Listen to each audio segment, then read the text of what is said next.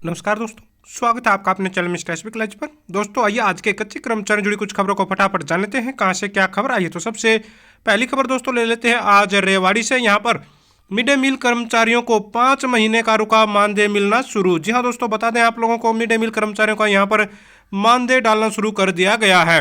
Mid day meal कर्मचारियों को 5 महीने से रुका हुआ मानदेय भुगतान होना शुरू हो गया है। हालांकि कई जिलों में पहले से ही भुगतान हो भी चुका है। तो बताया गया है यहाँ पर जो जिला प्रधान बतेरी देवी और जिला सचिव मुनि देवी ने मानदेय मिलने पर यहाँ पर खुशी जाहिर की है और बताया है कि किस तरह से यहाँ पर जो आर्थिक तंगी का सामना करना पड़ रहा है उसे इनको थोड़ी सी राहत मिली है। और भविष्य में दोस्तों इन्होंने यहाँ पर गुजारिश की है कि आने वाली जो हर 7 तारीख है उसमें दोस्तों यहाँ पर इनकी सैलरी जारी कर दी जाए, तो इस तरह के कदम इनको नहीं उठाने पड़ेंगे, यानी कि धरने प्रदर्शन रैली वगैरह नहीं करने पड़ेंगे, ऐसा यहाँ पर इन्होंने कहा है। आगे बढ़ते यहाँ पर देख लीजिए, मांगों को लेकर 12 मई को प्रदर्शन करेंगी आशा वर्कर। जी हाँ दोस्तों, आशा वर्कर एक बार फिर से प्रदर्शन करने की तैयारी कर रही हैं। बताया गया है यहाँ पर कि वर्ष 2018 के बाद से आशा वर्कर लगातार संघर्ष कर रही हैं। प्रदेश व केंद्र सरकार ने उनके मानदेय में 1 पैसे की भी बढ़ोतरी नहीं की है, जिस वजह से कर्मचारियों में यहाँ पर आशा वर्करों में रोष है। जबकि यहाँ पर काम में इनका बहुत ज़्यादा दोस्तों एक तरह से बढ़ोतरी हो चुकी है, जिसमें आशा वर्करों पर आयुष्मान भारत की जो स्कीम है, जो कार्ड बनाने का काम है वो सौंप दिया गया है। एनसीडी है या फिर टीबी सर्विस से संबंधित ऑनलाइन काम है, इस तरह का दबाव इन पर ज़्यादा बनाया जा रहा है, लेकिन सैलरी में बढ़ोतरी नहीं की जा रही है। तो इन्हीं सभी मांगों को लेकर यहाँ पर 12 मई को प्रदर्शन करने की तैयारी कर रहे हैं आशा वर्कर। आगे बढ़ते हैं, यहाँ पर देख लीजिए, खबर है नारनौल से। एजुसेट स्कूल चौकीदार 11 को करेंगे प्रदर्शन। जी दोस्तों, एजुसेट स्कूल चौकीदार संगठन हरियाणा संबंधित दोस्तों यहाँ पर जो कर्मचारी प्रदर्शन करने की तैयारी कर रहे हैं, जो बताया गया है यहाँ पर एजुसेट स्कूल चौकीदार 11 मई को जिला शिक्षा अधिकारी कार्यालय में प्रदर्शन करेंगे और इस अवसर पर 15 वर्षों से कार्यरत एजुसेट स्कूल चौकीदारों के नियमितीकरण यानी कि पक्का करने व मार्च अप्रैल के वेतन की तत्काल भुगतान किए जाने के यहाँ पर ज्ञापन सौंपा जाएगा।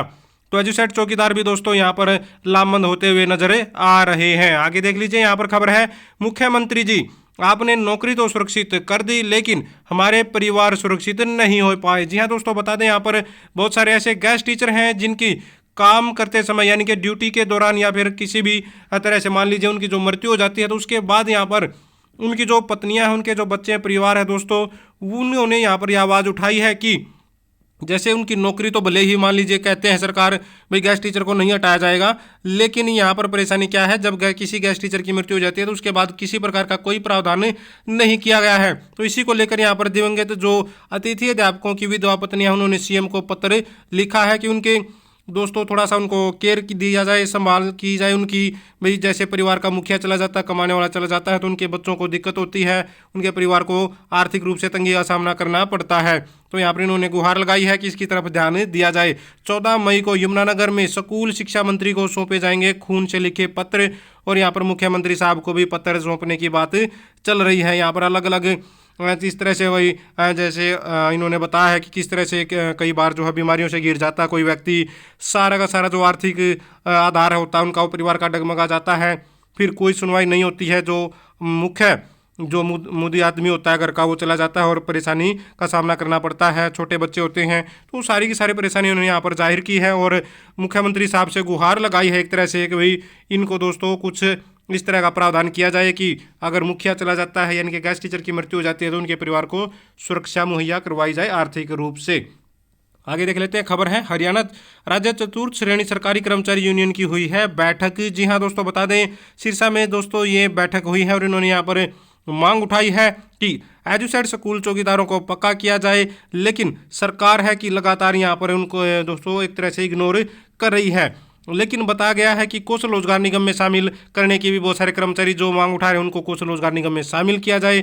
यहाँ पर बताया गया है कि किस तरह से अगर कर्मचारियों की मांगों को इस तरह से इस पर ध्यान नहीं दिया गया है तो दोस्तों आंदोलन की रूपरेखा तैयार करने में ये जुट जाएंगे। यहाँ पर बताया गया कि 2 वर्ष की सेवा पर पूरी कर चुके जो भी पार्ट टाइम कर्मचारी हैं, अन्य कच्चे कर्मचारी, उनको पक्का किया जाए, पुरानी पेंशन बहाल की जाए, वेतन विसंगतियों को दूर किया जाए, विभागों के निजीकरण को बंद किया जाए, 18 महीने के एरियर का भुगतान जल्दी से किया जाए, छटनी ग्रस्त कर्मचारियों को दोबारा से बहाल किया जाए, आउटसोर्सिंग ठेका प्रथा पर रोक लगाई जाए। तो ये सारी की सारी मांगे यहाँ पर चतुर्थ श्रेणी कर्मचारी ने उठाई हैं सिरसा में। करनाल में भी देख सकते हैं आप लोग, 28 मई को सर्व कर्मचारी संघ के आंदोलन में चतुर्थ श्रेणी कर्मचारी लेंगे हिस्सा। जी हाँ दोस्तों, यहाँ पर 28 मई को जो आंदोलन एक तरह से जो होने जा रहा है उसमें भाग लेने की यहाँ पर कर्मचारी बोल रहे हैं, अगर इनकी मांगों पर ध्यान नहीं दिया गया है। कर्मचारियों का आरोप है कि लगातार दोस्तों मांग उठाने के बावजूद भी दोस्तों इनकी मांगों पर ध्यान नहीं दिया जा रहा। जो भी चतुर्थ श्रेणी कर्मचारी हैं तो इन्होंने 28 मई को बढ़ चढ़कर दोस्तों आंदोलन में भाग लेने की यहाँ पर बात बोल दी है। असंगठित कर्मचारियों ने मांगों को लेकर सीएम सिटी में जोरदार प्रदर्शन किया। जी हाँ दोस्तों, सीएम सिटी में जोरदार प्रदर्शन कल किया गया। अपनी मांगों को लेकर यहाँ पर क्या कुछ मांगे थी आंदोलनकारियों की वो भी देख लीजिए। आयुष विभाग में कार्यरत पार्ट टाइम कर्मचारियों को नियमित करने, पूर्णकालिक किया जाए, मिड डे मील वर्कर को 12 महीने की सैलरी दी जाए, शिक्षा विभाग में पार्ट टाइम कर्मचारियों को पक्का किया जाए, व स्वीपर कम चौकीदार को स्पेशल पे 5,000 रुपये दी जाए, नौकरी से निकाली गई आंगनबाड़ी वर्करों को बहाल किया जाए। इस तरह की सारी मांगों को, मनरेगा मजदूरों को 365 दिन काम दिया जाए, बहुत सारी मांगों को लेकर यहाँ पर कल करनाल सीएम सिटी में दोस्तों प्रदर्शन किया गया। काफ़ी अच्छी संख्या में यहाँ पर कर्मचारी एकजुट हुए हैं और साथ में यहाँ पर अपनी मांगे भी उठाई हैं। यहाँ पर देख सकते हैं मांगों को लेकर एक ज्ञापन सीएम प्रतिनिधि संजय बडला को यहाँ पर सौंपा गया है कर्मचारियों के द्वारा। आगे बढ़ते हैं, यहाँ पर देख लीजिए यमुनानगर भास्कर और यहाँ पर हिसार भास्कर से सेम खबर है, क्योंकि दोनों ही जगह पर जो थर्मल पावर प्लांट के अनुबंधित कर्मचारी हैं वो धरना प्रदर्शन कर रहे हैं। कल इनकी दोस्तों जो प्रतिनिधिमंडल था कर्मचारियों का, उनकी एक तरह से बैठक हुई है। बता दें इन्होंने यहाँ पर ज्ञापन भी सौंपा है। चंडीगढ़ में बिजली मंत्री को ज्ञापन सौंपते हुए आप लोग कर्मचारियों को देख सकते हैं। कौशल रोजगार निगम में शामिल करने की मांग को लेकर लगातार कर्मचारी धरने पर बैठे हुए हैं, डटे हुए हैं। यहाँ पर बताया गया है कौन क्या एक तरह से उपस्थित था मीटिंग में और क्या क्या बातचीत हुई है। यहाँ पर देख लीजिए क्या कुछ इसमें बताया गया है। देख सकते हैं यहाँ पर जो कौशल रोजगार निगम में शामिल करने की मांग को लेकर जो चर्चा हुई थी उसमें विभाग के जो अतिरिक्त मुख्य सचिव है उन्होंने बताया है कि उन्होंने पदभार संभाले हुए 1 सप्ताह हुआ है। HPGCL प्रबंधन जो निदेशक हैं वो अभी तक बाहर हैं। ठीक है, तो 11 मई को भारतीय मजदूर संघ की बैठक जो मुख्य सचिव हरियाणा सरकार की अध्यक्षता में है, तब तक अधिकारियों से इस मामले पर पूरी रिपोर्ट लेकर बुधवार तक दोस्तों एक तरह से इनको बुलाकर इस मुद्दे पर समाधान कर दिया जाएगा। तो इनको एक तरह से आश्वासन दिया गया है कि भाई इस मुद्दे का जरूर से जरूर समाधान किया जाएगा जो कर्मचारी कौशल रोजगार निगम में शामिल होना चाहते हैं। लेकिन कर्मचारी ने भी स्पष्ट कर दिया है कि जब तक समाधान नहीं होगा तब तक ये धरना जारी रखेंगे।